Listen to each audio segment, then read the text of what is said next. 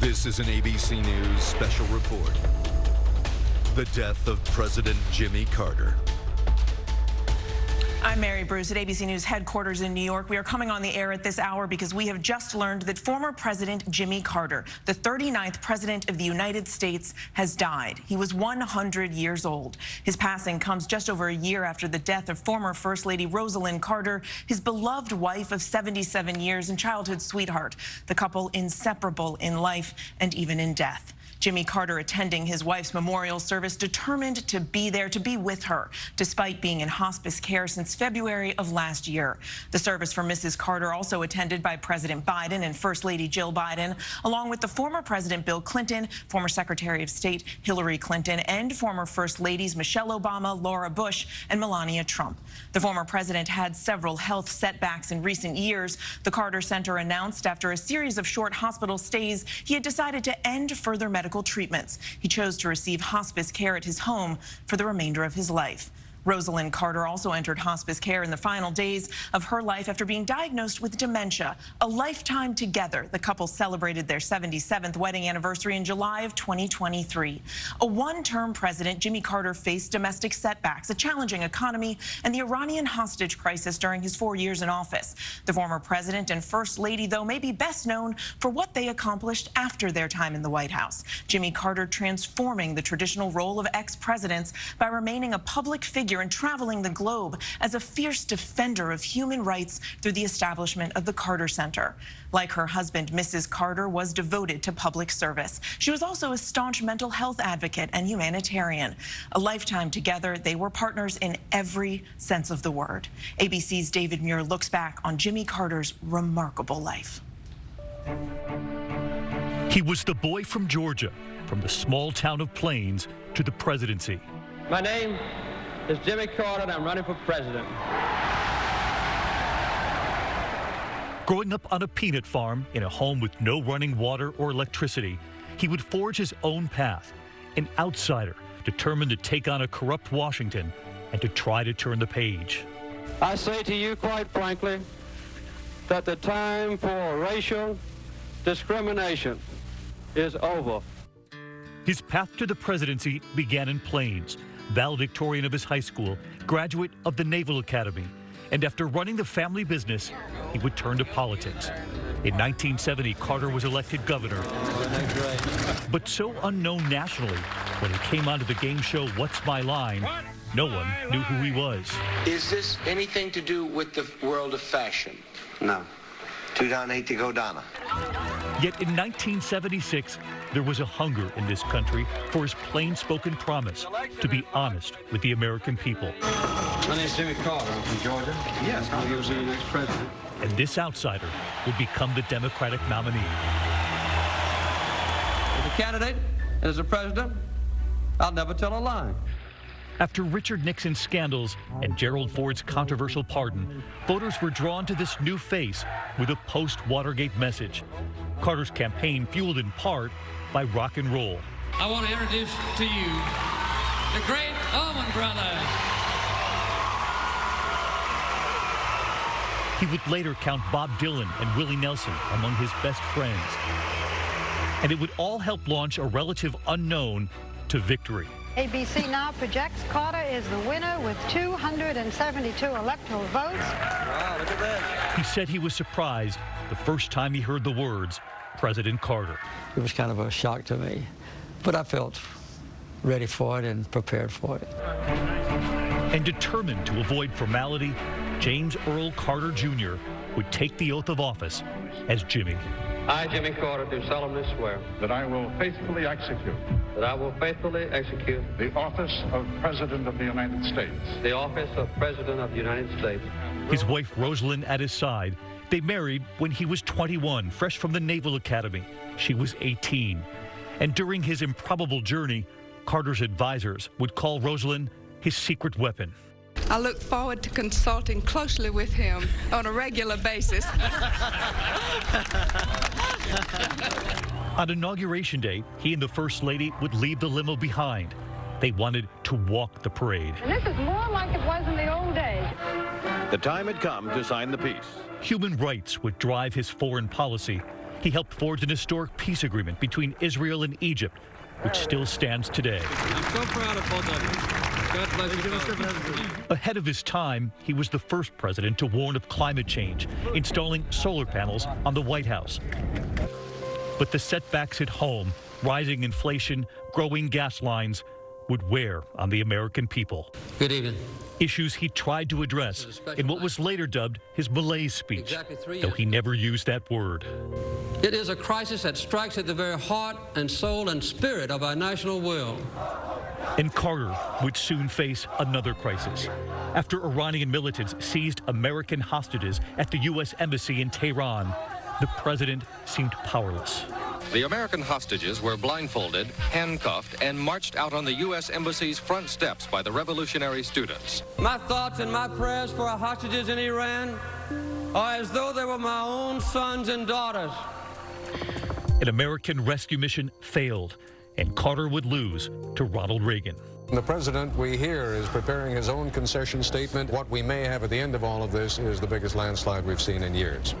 And after 444 days that gripped the country, the Iranians released the American hostages on the same day Jimmy Carter left the White House. ABC cameras were with him in those final hours when the release became reality. Right on, man. That's great. That's great.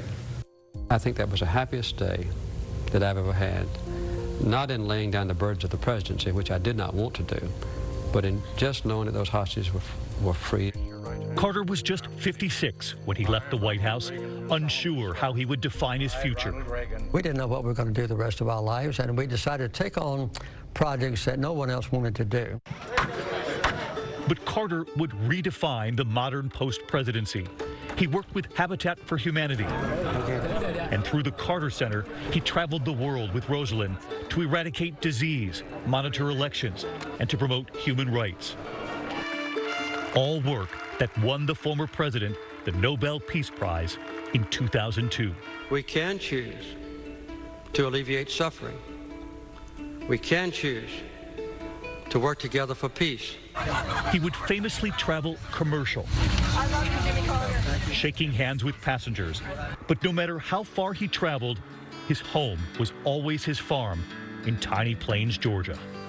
In August of 2015, he revealed skin cancer, melanoma, had spread to his brain. I've had a wonderful life. I've had thousands of friends, and I've had an exciting and adventurous and gratifying existence. But now I feel, that it's in the hands of God, whom I worship, and I'll be prepared for anything that comes. But his faith and his strength would carry him through, and crowds would still line up at the tiny Baptist church in Plains, Georgia, for the former president, where he would return to teach Sunday school, just as he had for decades. Let them know what Christ means to you.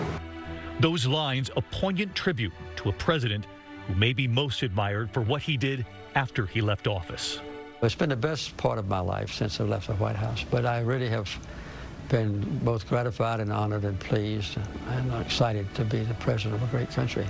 The Carters had recently marked 77 years of marriage, and in recent days after the former president lost the former First Lady Rosalind Carter, he was determined at 99 and in hospice to be there to honor his wife.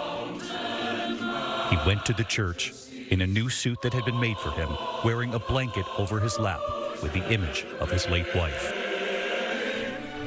The two of them were always a team, a shared purpose, a shared kiss. Jimmy Carter often said marrying Rosalind was the pinnacle of his life, more than any presidency. Staying with me all this long has been the most wonderful thing in my life. He's pretty wonderful in my life, too.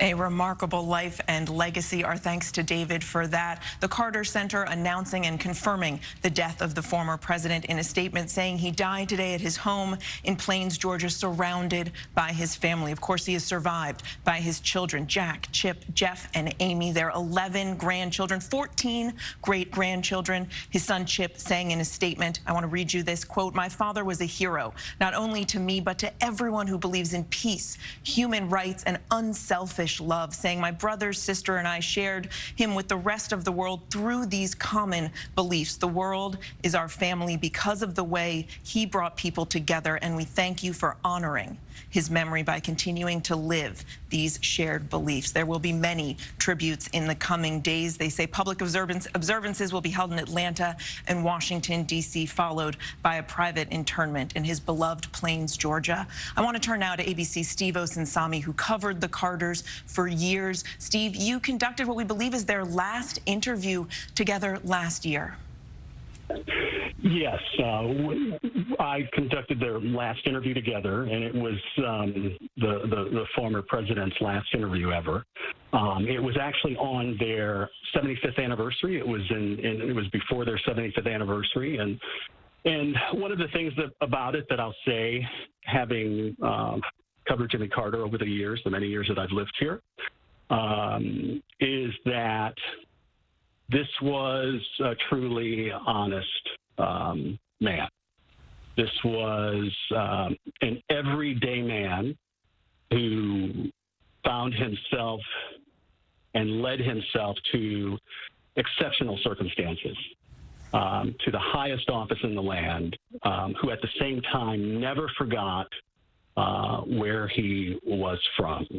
I remember being on a plane. I was on a flight to New York, and I walked on the plane, and there was all of this Secret Service. And the reason why they were there is because former President Jimmy Carter was coming. And he did something then that I have pictures of and will share today as we continue to report this out and share on ABC News, of President Carter doing what he always did, which was he would walk the entire length of the plane and shake the hands of every single person seated. Whenever he flew, that's how he rolled. That's how he operated. He never wanted to make the inconvenience of him traveling go unrecognized by him and his staff. You know, this is obviously going to be a very sad day for the family. You know, I'm in touch with one family member who, of course, confirms that this happened today. There are different reportings about what time he died today. Mary, I'll also say, and I'm sort of stealing this from a friend who texted me just a few minutes ago about this, who said that, you know, it's fitting that he died on a Sunday. Former President Carter was, of course, a very religious man. He was a Sunday school teacher. And when he was teaching Sunday school at his church in small towns, Plains, Georgia, the lines would wrap around the block. I think we're going to see some of that, even though it's a holiday weekend here at the Carter Center, which is, you know, a place where he spent most of his time when he and his wife were in Atlanta. The Carter Center is asking people, instead of flowers, to donate to the Carter Center. And as many people know, that was his sort of life's mission on earth after the presidency, which was to improve the lives of his fellow man across the world. And he did it through encouraging free elections and even eradicating diseases. You know, there is, you're going to hear a lot of tributes about President Carter over the next few days. And one of the things that I think I would underline is that this is a man who is beloved by many people, but appreciated by an even larger group of people on both sides of the political spectrum because of what he did with his personal life, his post-presidency life. You know, this is a man who built houses for the poor. You know, who, I'll give you an example. I interviewed him once. I think this was around 2007 or 8. He had a book that he had published, and I was interviewing him for the book, and it was at the Carter Center. And I remember it was in the middle of summer, and I remember being downstairs, and it was hot. It was screaming hot. The thermostat was at 85, and I asked him to lower it, and they said no. Jimmy Carter, he won't let you lower the thermostat because he's got to save money. The home that they lived in Plains is a small. My house is probably bigger than their house.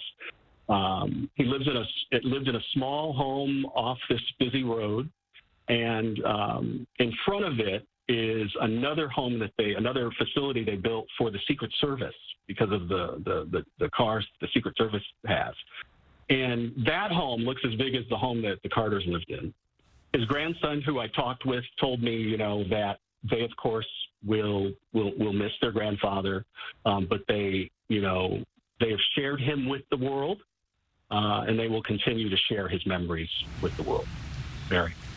And Steve, thank you for sharing those personal memories with us. Our Steve Osinsami, who conducted his last interview. And Steve, you are so right that he will be remembered just as much for what he did in office as for what Carter did after he left the presidency. That no-frills, plain-spoken way of living that connected and resonated with so many. For more on that, now we turn to Pulitzer Prize-winning Washington Post correspondent and ABC News contributor Mary Jordan. And Mary, you covered the former president, of course, for decades. And most recently, you wrote a book about his relationship with President Biden.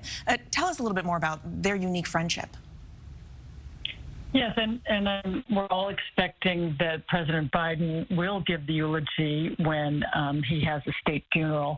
I live in Washington, D.C., really close to the National Cathedral, and for years they've been practicing for this funeral. No one really ever expected that he would live to 100 years old, especially because he had so many problems with his health. It was really considered a miracle when, he had metastasized melanoma. And, for many people who don't live through that, but Jimmy Carter somehow did. And I was down in Plains, and he was in his 90s. He was still swimming. He would go out. He liked to go shooting, and he liked to keep active. And as his son said to me this week, boy, his body was strong. It really, he didn't want to give up. He was a very religious man, as we all know, and he kept eating, and he felt like he had been given a gift of life, and he was going to live as long as he could. And what a full life he certainly did live. And tell us, of course, a little bit more about his remarkable love story with Rosalind Carter. I think something that's an inspiration for so many, not just because of the family they built together and the work they did together, but the example they set for so many. It was a joy to interview them together, as I did many times, and I was at they were married 77 years, and they had a small 75th wedding anniversary party in the high school where they both attended in Plains, which is an out-of-the-way place. You fly to Atlanta, and then you have to drive 2.5 hours to a really small town of 700 people. And both of them met in this little town and attended this school. They knew each other almost from birth, as everyone in a small town did. And they were 7 decades in, so adorable. They would finish each other's sentences. He called her his partner in every way. When they were in the White House, it was actually quite a breakthrough at the time, because until then, the First Lady was really doing decorations, setting up parties, not doing policy, except Rosalind Carter did. She's credited with starting the first modern First Lady's office, and she brought mental health to the fore, which at that time, people weren't talking about it. They were quite the dynamic duo, both with the work. They really felt like they were better together than apart, and so they were always together. And Rosalind told me, she said, well, I took up fishing because he liked to fish, so they worked together, they had hobbies together, they went birding together, and now they're going to be buried side by side. They were pointing out to me when I was in their house right in front of their house. If you went to their front door, you look out on the property, and there's a gentle slope that leads to a pond. And she was recently buried there, and now he will be buried on that property right beside her. Just a remarkable love story. I love seeing these photos of the two of them there together. And as you say, they will be together in death as they were in life. Mary Jordan, thank you so much. And the tributes are now coming in. We've just received a statement from the Clintons, from former President Clinton and Secretary Clinton, saying, Hillary and I mourn the passing of President Jimmy Carter and give thanks for his long, good life. Guided by his faith, President Carter lived to serve others until the very end. The Clintons noting he worked tirelessly for a better, fairer world. I want to bring in now our ABC's chief Washington correspondent, Jonathan Karl. And John, we've been talking so much about his life and his legacy and the work that the Carters did after the White House, but reflect a bit, if you will, about the work of his administration as well. Well, Mary, you know, Carter was a one-term president. It was a tough 4 years. It was a 4 years marked by the hostage crisis in Iran, inflation, stagflation at home, the 3 Mile Island nuclear meltdown. It was a tough period in America. It was a tough period for American foreign policy. He lost in a pretty big way to Ronald Reagan. Those 4 years, though, set the stage for what would happen over the next 4 decades. And it's really Carter's position as an ex-president that sets his place in history, in American history.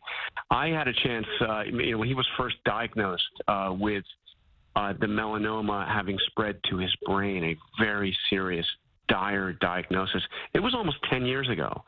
And I went down to the Carter Center in Georgia, where Jimmy Carter announced the news and actually held a press conference at the Carter Center. It was quite an experience as somebody who had been in the White House, interviewing, at press conferences like you have in the briefing room, to be here with Jimmy Carter holding a press conference about this really awful, dire diagnosis. I mean, the expectation was that he would not live much longer. He was embarking on a highly experimental treatment, but he was there and he took many questions. I asked him to reflect on his career as a post-president, as somebody who had been president, all the work he had done since then, and to compare it to his time as president. And it was his answer, which I just recently re-listened to, was really interesting. He said that he found his experience after the presidency to be much more, these were his words, much more personally gratifying to me. And he said much more personally gratifying because as president, you serve at the time 250 million Americans, you deal with Congress, you deal with all that the presidency entails, but you have very little actual interaction with individual families and, with the people you are serving. Whereas the work of the Carter Center, he personally had traveled to dozens of countries. The Carter Center did work in 80 different countries, some of the poorest, most remote villages in the world, providing basic health care. Of course, the homes he built, helped build with Habitat for Humanity. And he said in that instance, in the work he has done as a post-president, as a humanitarian, he had actual personal interaction with the people whose lives his Carter Center was working to improve, and he found that much more personally gratifying. But he said that work was only made possible really to the extent that he was able to do it because he had been president of the United States. So, Mary, when you think about it, he served 4 years, single term. We've seen time and time again presidents leave the White House, go on to serve in corporate boards, give in some cases now, speeches that can pay $1 million for a single speech. Jimmy Carter didn't do any of that stuff. He went back to Plains, Georgia, went back to the to the place that he had helped build and had lived with Rosalind, and dedicated himself to this humanitarian work. But the fame and his experience as somebody who had been president of the United States enabled him to do far more than he ever could have dreamed doing as just Mr. Jimmy Carter. He was President Jimmy Carter. John, you're so right. 4 years in office and yet a lifetime of a legacy built through connection and values and humanitarian work with not just Americans, but people all around the world. John Carl, our thanks to you as well. If you are just joining us, the tributes are pouring in now for former President Jimmy Carter, the 39th President of the United States. He died today at 100 years old after having been in hospice care for the past year. There will be a special edition of 2020 tonight. Jimmy Carter, A Full Life, 10 p.m. Eastern, 9 p.m. Central. Tune in, of course, to ABC News Live. I'll be back with a full report on world news tonight. I'm Mary Bruce in New York. We leave you now with former President Jimmy Carter in his own words on A Better America. Wouldn't it be nice if the United States of America could be a superpower in maintaining peace and to be a champion of human rights? If we helped one person have a new friend, that's what I think would make America a better country. This has been a special report from ABC News.